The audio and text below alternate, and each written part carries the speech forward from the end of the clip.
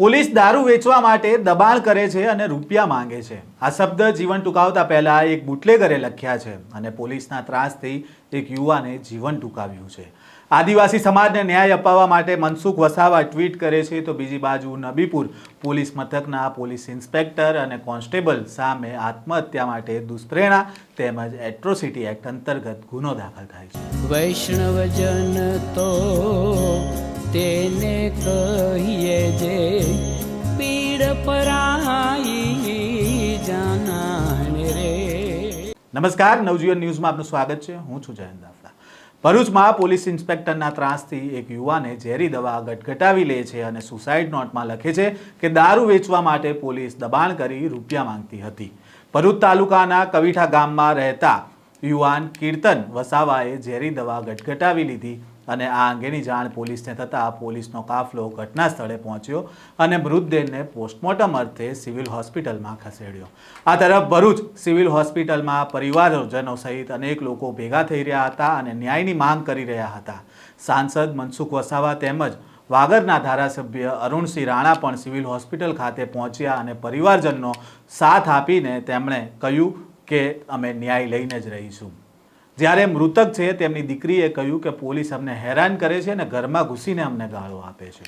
મારા પપ્પાને એટલી હદે એમને ટોર્ચર કર્યું કે જેનાથી મારા પપ્પા દવા પીને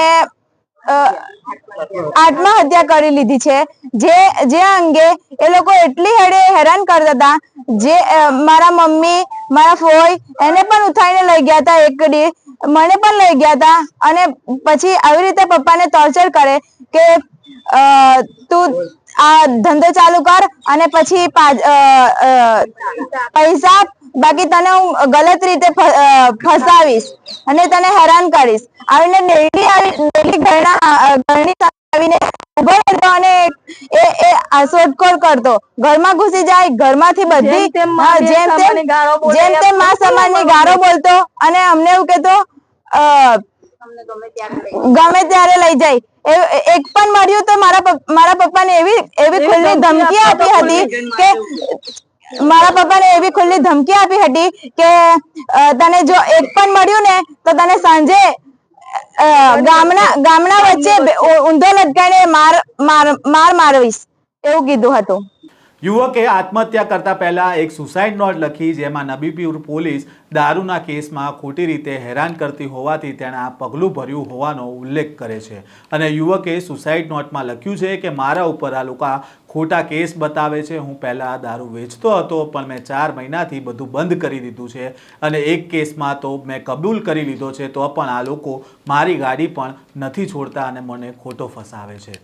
રાતના મારી છોકરી, મારી વાઈફ અને મારી બહેનને પણ લઈ ગયા હતા અને રોજ ઘરે આવે છે અને બધું ચેક કરે છે અને મારા ઘરનાઓને પણ અપશબ્દ બોલે છે। આ લોકોને ધંધો મારી પાસે ચાલુ કરાવો છે અને નહીં કરું તો રૂપિયા માંગે છે અને ગામમાં મને રહેવા જેવો નથી રાખ્યો, એટલે હું દવા પીને જીવન ટૂંકાવી જાઉં છું અને મારા ગયા પછી મારા ઘરવાળાને હેરાન ના કરે। બસ આ મારી અરજી SP સાહેબ પાસે જઈને યોગ્ય પગલાં લેવામાં આવે।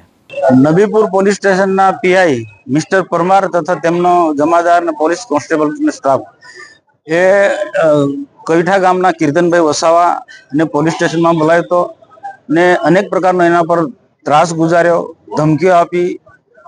આ ભાઈ કીર્તનભાઈ કે 6 મહિનાથી કોઈ પણ પ્રકારનો ધંધો કરતો નથી, છતાં પણ કોઈને કોઈ રીતના એને મનાવવાનો પ્રયત્ન કરે અને એટલું જ નહીં કે એની જે દીકરી છે, જવાન દીકરી, એને 2-3 દિવસ પહેલા રાત્રે બોલાવી હતી 2 વાગે વગર પોલીસ કોન્સ્ટેબલ વગર ને એને પણ રાત્રે ટોર્ચરિંગ કર્યું, અનેક પ્રકારના એને ધમકી આપી અને એવા શબ્દો બોલ્યા કે મારાથી કહી ના શકાય એવા પ્રકારના એ છોકરીને એ ટોર્ચરિંગ કર્યું। આ પીઆઈ પરમાર 1 મહિના પહેલા નબીપુર પોલીસ સ્ટેશનમાં આવતું ગામ આપણે નિકોરા ગામે અમારા જિલ્લા પંચાયતના સભ્ય, ભારતીય જનતા પાર્ટીના જિલ્લા પંચાયતના સભ્ય ભાવનાબેનના ઘરે એમના નાની બેનનું લગ્ન હતું, છતાં પણ એ લગ્નના 3 દિવસ બાકી હતા અને ઘરમાં ઘૂસી ગયો, બધું સામાન રફે તફે કરી નાખ્યું તો કશું કઈ મળ્યો ના। અને મને સમજાતું નથી કે જેના તે પ્રસંગની જિલ્લા પંચાયતના સભ્ય છે એના ઘરમાં આ પ્રકારનું કઈ રીતના ખોટી રીતના ઘરમાં રેડ કરવાનું, ટોર્ચરિંગ કરવાનું, માલ સામાન રફે દફે કરવાનું મને સમજાતું નથી। નંગારેશ્વર ગામના સરપંચ તે પણ બેન છે, તે પણ આદિવાસી છે. તે ઘરમાં સરપંચના ઘરમાં પણ ઘૂસી ગયો. આ તમે મારે વિચાર કરવા જેવો પ્રશ્ન છે કે સરપંચોના ઘરમાં આ પ્રકારનું કૃત્ય કરે તો સામાન્ય માણસને આ લોકો કેટલું હેરાન કરતા હશે. આ ભરૂચ જિલ્લાની અંદર 2 પોલીસ સ્ટેશન એવા છે, એક રાજપાડી પોલીસ સ્ટેશન અને બીજું નવીપુર પોલીસ સ્ટેશન. આના માટે જે તે સમયે જે ઘટના ઘટી તે વખતે નિકોરાની ઘટના ઘટી તે જ વખતે જવાબદાર અધિકારીઓને ધ્યાન દોર્યું હતું કે આને તાત્કાલિક બદલી કરી નાખો.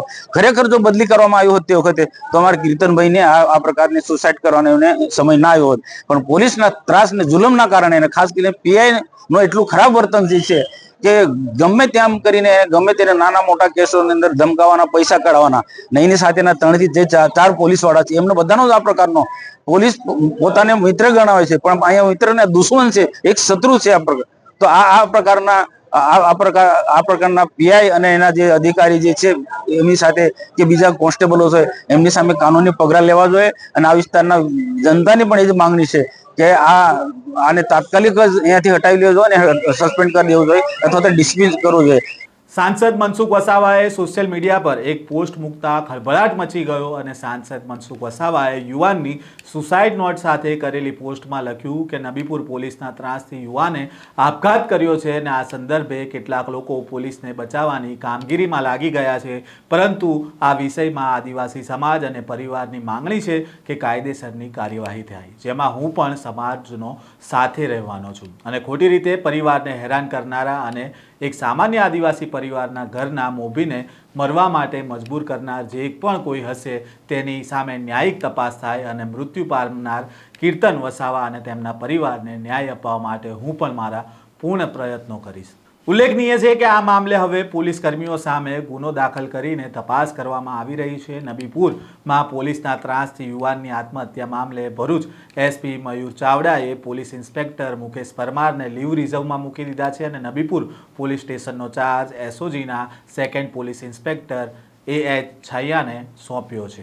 આ પ્રકારના સમાચાર સાથે ફરી મળીશું. ત્યાં સુધી નવજીવન ન્યૂઝ સાથે જોડાયેલા રહેજો.